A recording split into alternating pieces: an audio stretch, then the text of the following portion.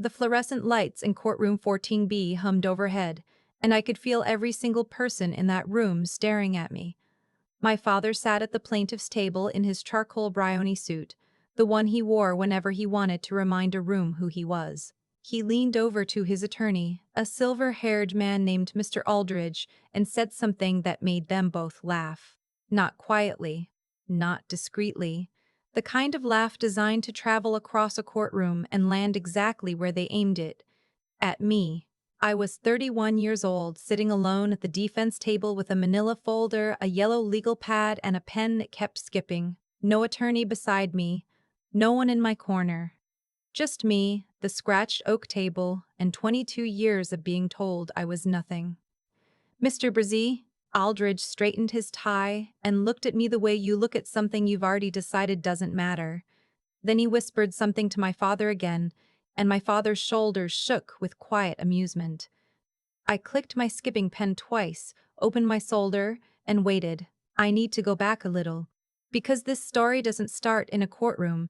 It starts in a kitchen that smelled like lemon dish soap and burnt coffee when I was 9 years old, and my father sat me down at the breakfast table and told me, very calmly, that I was the reason our family had problems. He didn't yell. He never yelled.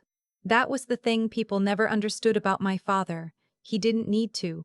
He had this particular voice, level and measured, that could strip the floor out from under you without ever raising a decibel. He said I was too emotional, too sensitive, that I needed to toughen up or the world would chew me apart. My older brother Grady got the corner office education. My father paid for his MBA, flew him to golf weekends with clients, introduced him at every dinner party as the one who's going to take over someday. Grady had my father's jaw and my father's confidence and absolutely none of my father's cruelty, which made it impossible to fully resent him. I got a partial scholarship to a state school and a very clear message that I should be grateful for it. My mother tried, in her quiet way. She'd slip me $50 before I went back to campus, folded into my hand like a secret. She passed away during my junior year, an aneurysm, sudden and without warning. And after her funeral, my father looked at me across the grave and said, "She always worried about you too much." I didn't cry in front of him. I saved that for the drive back. After graduation, I moved to Charlotte. I got a job doing financial analysis for a mid-sized commercial real estate firm called Meridian Group. I was good at it. Not in a flashy way, in the quiet, relentless way that doesn't get noticed until suddenly someone checks the numbers and realizes the department hasn't made an error in 2 years. My manager, a tired but decent man named Mr. Fossey, gave me a small raise after my first year and told me I had a gift for pattern recognition. What I had was a lot of evenings alone with spreadsheets and nothing else to distract me. My father's company, Calloway Consolidated, was a mid-Atlantic construction and property development firm. Third generation. My grandfather had built it with 2 trucks and a handshake reputation. My father had leveraged it into a $200 million operation with a glass tower in downtown Baltimore and his name on 2 county buildings. He ran it the way he ran his family, efficient, hierarchical, and with very little tolerance for deviation from plan. I had been cut out of that plan a long time ago. I didn't know exactly when it happened. There was no single moment. It was more like a slow erosion, the way a shoreline disappears. You don't notice until you look at an old photograph and realize something massive is gone. By the time I was 25, my name wasn't mentioned in any business conversation. By 28, when Grady was formally named VP of Operations, I wasn't even called. I found out from a LinkedIn notification. I told myself I didn't care. I'd built something of my own. In my 3rd year at Meridian, I started noticing patterns in how regional development firms were failing. Not because their properties were bad, but because their capital structures were unsustainable. They were over-leveraged at the wrong moments in the rate cycle. I started writing private analyses in a notebook I kept in my desk drawer, not for any professional reason, just because I couldn't stop thinking about it. A woman named Celeste, a former hedge fund director who'd moved into private equity, sat across from me at a conference in Raleigh. We ended up talking for 3 hours over terrible conference coffee. 6 months later, she asked me to come work with her. 12 months after that, we quietly launched a small real estate investment vehicle called Ironwood Capital Partners. Ironwood was not flashy. We didn't have a website for the first 2 years. We didn't want one. We targeted distressed commercial property portfolios in secondary markets, the kind of deals that larger funds ignored because the ticket sizes were too small and the work was too granular. We did the work. We were thorough in a way that larger operations couldn't be bothered to be. I kept my apartment in Charlotte, the one my father had once called a place to store your disappointment. It had water pressure issues and a neighbor who played guitar badly every Sunday morning. I stayed because the rent was reasonable and because, honestly, I needed to remember what it felt like to solve a problem with nothing but your own hands. I never told my father or Grady about Ironwood, not out of shame, out of something closer to privacy, the kind you develop when you learn early that the people around you will use your good news against you before they'll celebrate it. By the time I was 30, Ironwood had $47 million in assets under management. Then my father called. He didn't call to ask how I was. He called because Calloway Consolidated was in trouble. The 2023 rate environment had caught them extended 3 major projects financed at floating rates, a construction delay on their largest development, and a line of credit coming due. Grady had apparently exhausted their banking relationships trying to refinance. My father's voice on the phone was the same measured tone from that kitchen 22 years ago, except this time there was something underneath it that I had never heard before. He needed $18 million. Urgently. He said, we. He said, the family. He said, you've been at that real estate firm long enough to have some connections. He did not ask how I was.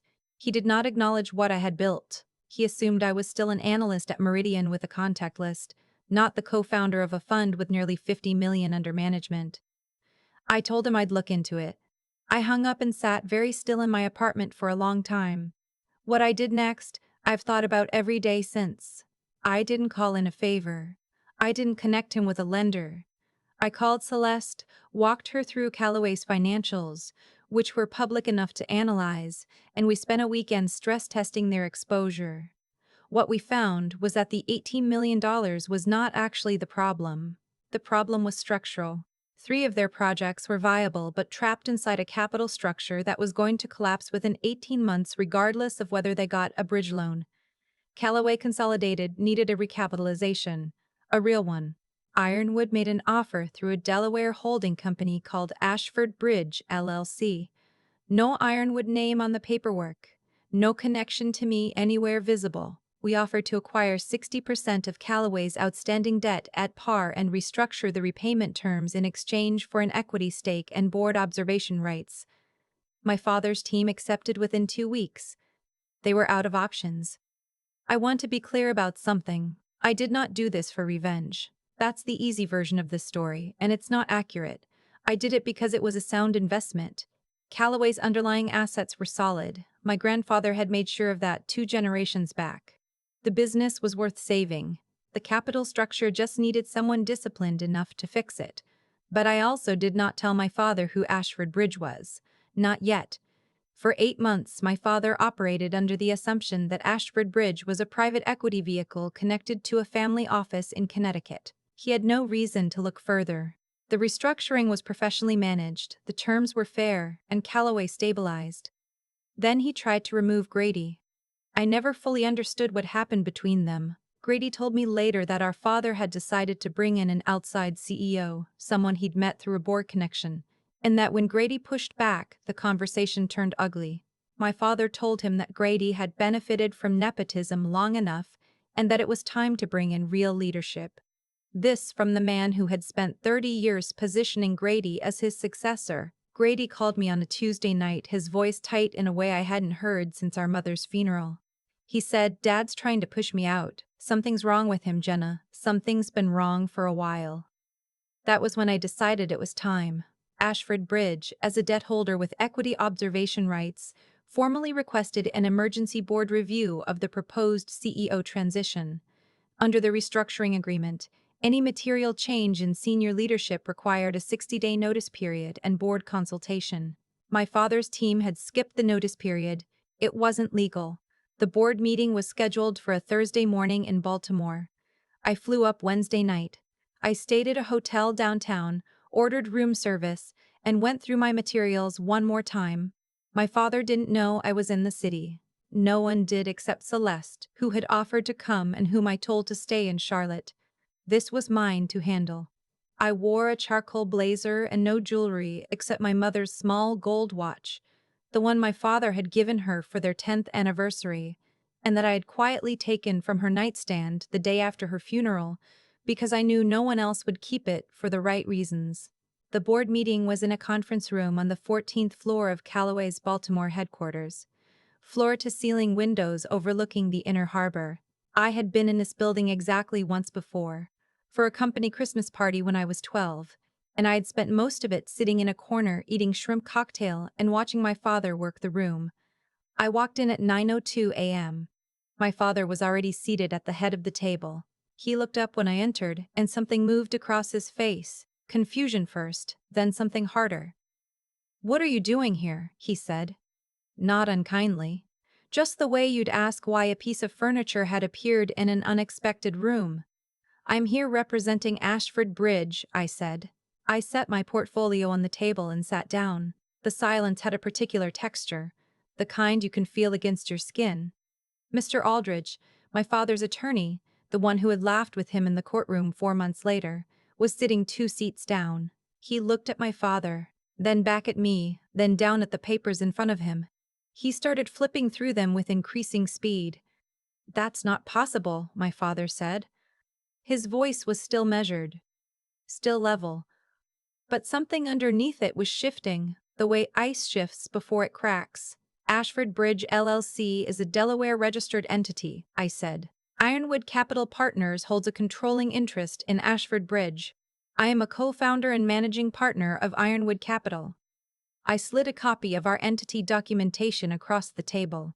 "I've been a party to the Callaway restructuring agreement since the beginning." Mr. Aldridge picked up the document. He read the first page. He read it again. "Is that—" he started and then he stopped. My father looked at me. His face had done something I had never seen it do before. It had gone very still in a way that was different from his usual controlled stillness. This was something else. This was the stillness of a person rearranging everything they think they know. "You're Ashford Bridge," he said. "Ironwood is," I said. "Yes." Grady came in 4 minutes later. He'd been told to arrive at 9:10. He stopped in the doorway when he saw me, and then, for the first time in what felt like years, he smiled. Not a polished smile, a real one, the kind we used to trade across the dinner table when we were kids, and our father was on the phone and we had a private joke running between us. I gave him the seat next to mine. The board meeting lasted 3 hours. I won't document all of it here. What matters is that the proposed CEO transition was halted. The notice period violation was on the record. Mr. Aldridge spent much of the meeting very quietly reading documents he clearly wished he had read earlier. My father said very little. That was the most disorienting part. I had spent 22 years anticipating his arguments, preparing for his particular brand of dismissal, and in that conference room he sat mostly silent, watching me manage the proceeding with the same even competence he'd told me I would never have. At one point, during a break, he poured himself water from the carafe on the sideboard and stood at the window looking out at the harbor. I walked over and stood next to him, not because I had something to say, just because I could. "You never told me," he said. He was still looking at the water. "You never asked," I said.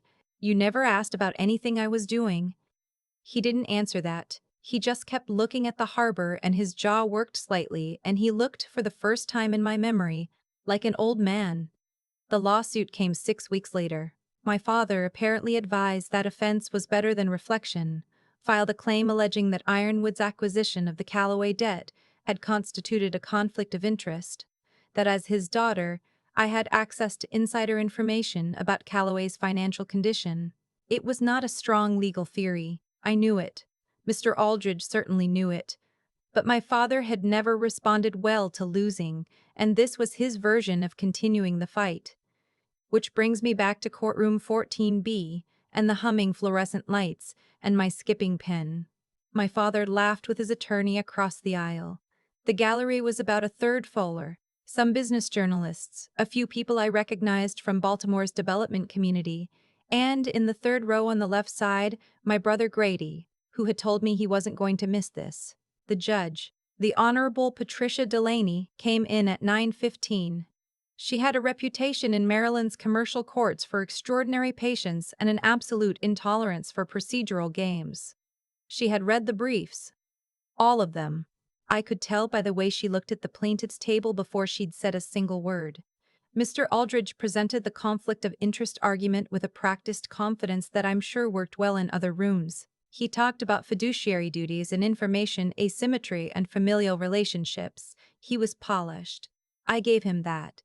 Then Judge Delaney looked at me. "Ms. Harlow," she said, "you're representing yourself today." "I am, Your Honor." She studied me for a moment. "You may proceed." I stood up. I had no notes in front of me. I had read everything enough times that the notes were unnecessary. "The plaintiff's theory requires the court to accept," I said, "that I had access to material non-public information about Calloway Consolidated's financial condition by virtue of being Mr. Calloway's daughter. I'd like to address that premise directly." I picked up a single document and handed a copy to the clerk for submission. "This is a timeline of my communications with my father and with Calloway Consolidated in the 18 months prior to Ironwood's acquisition of the Calloway debt. Your Honor will note that the total number of substantive business communications is 0. My father did not discuss his company's finances with me. He did not include me in business planning. He did not in the plaintiff's own deposition testimony." I held up the deposition transcript. "Consider me a relevant party to his business operations." I let that sit for a moment. The plaintiff is simultaneously arguing that I had privileged access to his business information because of our family relationship, and has testified under oath that our family relationship did not extend to business conversations. He cannot have both. I set the transcript down. Ironwood's analysis of Calloway's condition was based entirely on publicly available financial information and independent due diligence. "We can document every source." We did document every source. It's in the record. Mr. Aldridge objected twice. Both objections were overruled. Judge Delaney looked at the plaintiff's table. Something in her expression had cooled considerably. "Mr. Aldridge," she said, "the deposition testimony your client provided does appear to directly contradict the evidentiary theory underlying this complaint. Can you help me understand how you intend to reconcile that?" Mr. Aldridge began to speak. He was 3 sentences in when Judge Delaney held up one hand. She looked at my father. My father looked at his attorney. Mr. Aldridge looked at his notepad. The ruling came 17 days later, dismissed, with a pointed footnote regarding the internal inconsistencies in the plaintiff's deposition testimony. I was in my Charlotte apartment when I got the email notification. I made coffee. I sat at my kitchen table with the water pressure clanging in the pipes and the Sunday guitar starting up faintly through the wall, and I read the ruling twice. Grady called 5 minutes later.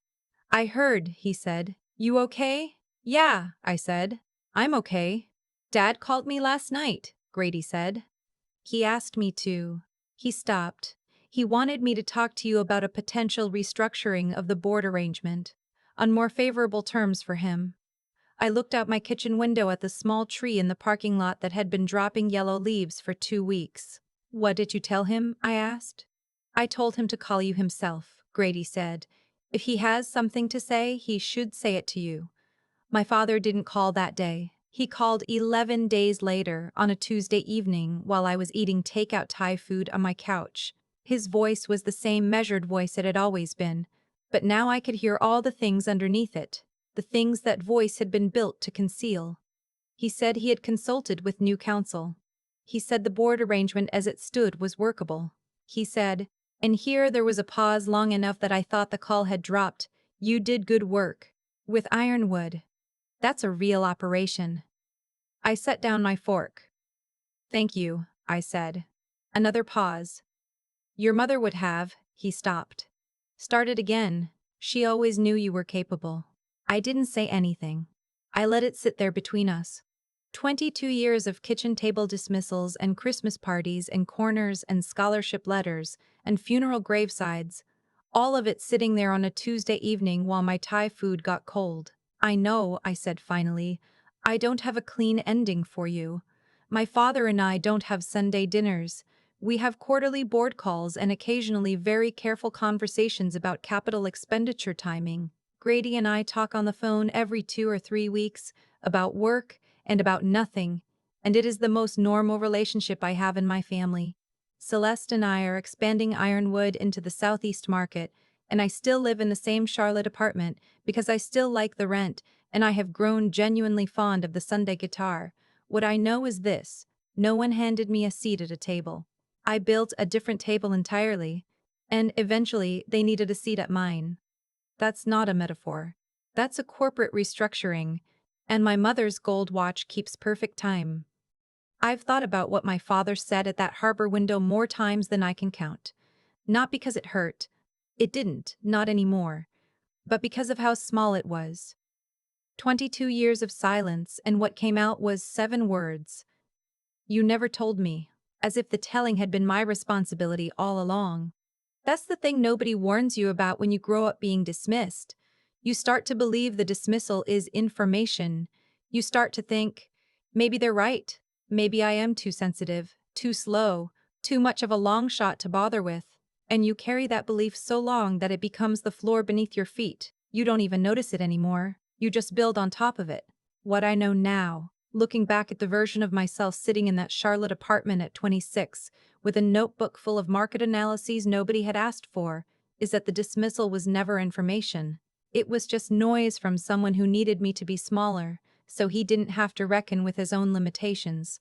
My father didn't exclude me from Calloway because I lacked ability. He excluded me because including me would have required him to see me clearly, and that was a discomfort he wasn't willing to sit with.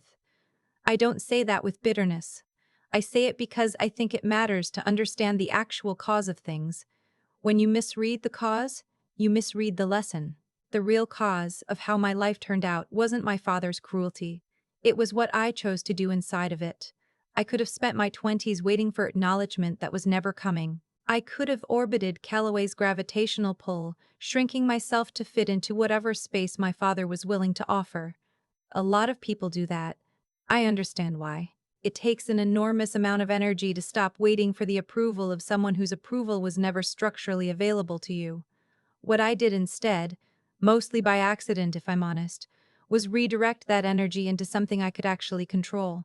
I kept the notebook. I took the meeting with Celeste.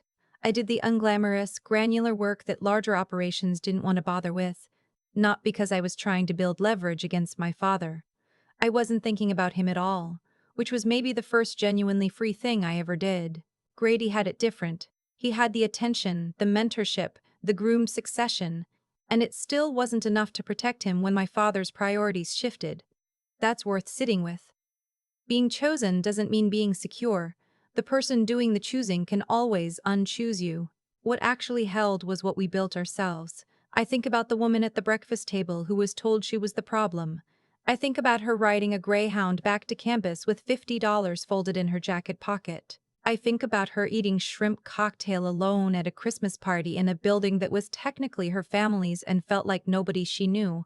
She wasn't broken. She was just early. The causes we plant in quiet years show up in ways we don't expect. The notebook becomes the fund. The fund becomes the restructuring. The restructuring becomes a seat at a table in a room overlooking the harbor, next to a brother who finally had someone in his corner. That's not luck. That's not fate. That's the long, slow arithmetic of showing up for yourself when no one else is going to. My mother's watch keeps perfect time. I think she would have found that funny.